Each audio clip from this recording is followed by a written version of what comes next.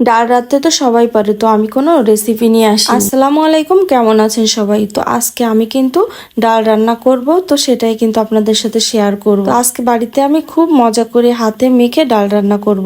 তো প্রথমে আমি কিন্তু এখানে মসুর ডাল আর মুগ ডাল নিয়েছি সমপরিমাণ। তারপরে আমি খুব অল্প মশলা দিয়ে রান্না করব, সামান্য একটু পেঁয়াজ কুচি আর রসুন কুচি দিয়ে দিয়েছি, আর কিছু কাঁচামরিচ দিয়ে দিলাম, লবণ, স্বাদমতো লবণ, হলুদের গুঁড়া, আর দিব সামান্য একটু মরিচের গুঁড়া, তার দিব সামান্য একটু জিরার গুঁড়া, মানে খুব বেশি দিব না, সব অল্প অল্প পরিমাণে। তো সব কিছু দেওয়ার পরে আমি সুন্দর করে, আর এটা কিন্তু আমি সরিষার তেলে রান্না করব, দিয়ে দিলাম অল্প একটু সরিষার তেল। তো এখন আমি সুন্দর করে হাতে মাখাঝুকা করে নেব। আর জানেনই তো, হাতে মাখা জিনিস কিন্তু আসলে মানে খেতে খুব মজা হয়। তো হাতের ছোঁয়াতে কিন্তু সব কিছু খেতে মজা লাগে। তো আমি সুন্দর করে মেখে নিয়ে এখানে 2-3টা টমেটো কুচি দিয়ে দিলাম। তো এটাও কিন্তু আবার আমি সুন্দর করে হাতে মেখে নিব। আর ডাল খেতে পছন্দ করে না আমার মনে হয় এমন কেউ নেই, ডাল কিন্তু সবারই খুব পছন্দ।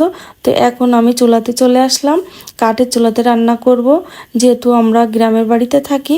তো গ্যাসের চুলা কাঠের চুলা দুইটাই কিন্তু আমাদের রান্নাঘরে আছে। তো এখন আমি গরম পানি দিয়ে এটা সেদ্ধ করতে বসিয়েছি।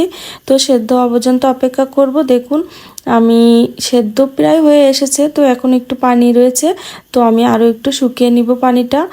আর আমি কিন্তু অন্য সময় আমি প্রেসারে ডাল রান্না করি, কিন্তু স্পেশালভাবে রান্না করতে এই যে আমি হাতে মেখে যখন রান্না করি তখন এই চুলাতেই রান্না করি।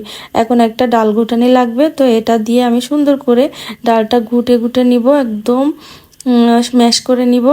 তো সুন্দর করে আমি, আর আমার সরি অফ ক্যামেরাতে কিন্তু আমার যে ডালে আমি কিন্তু ঘুটে আমি পানি দিয়েছিলাম, দিয়ে এটা গুটিয়ে নিয়েছি, এখন বাগার দিব। তো আমার সেই ভিডিওটা স্কিপ হয়ে গেছে। এখন আমি এই যে এখানেও কিন্তু আমি সরিষার তেল দিয়েছি, আর আস্ত আমি কিছু জিরা দিয়েছি তেলে, তারপরে রসুন কুচি, পেঁয়াজ কুচি আর শুকনো মরিচ কুচি, এটা দিয়ে আমি এখন সুন্দর করে লাল লাল করে ভেজে নিব। আর আমাদের বাড়িতে কিন্তু সবাই ডাল খুব পছন্দ করে, এই জন্য আমি একটু বেশি পরিমাণে রান্না করেছি। দেখুন আমার সুন্দর করে লাল লাল করে ভেজে নেওয়া হয়ে গেছে। তো এখন কিন্তু আমি ডালটা ঢেলে দিব।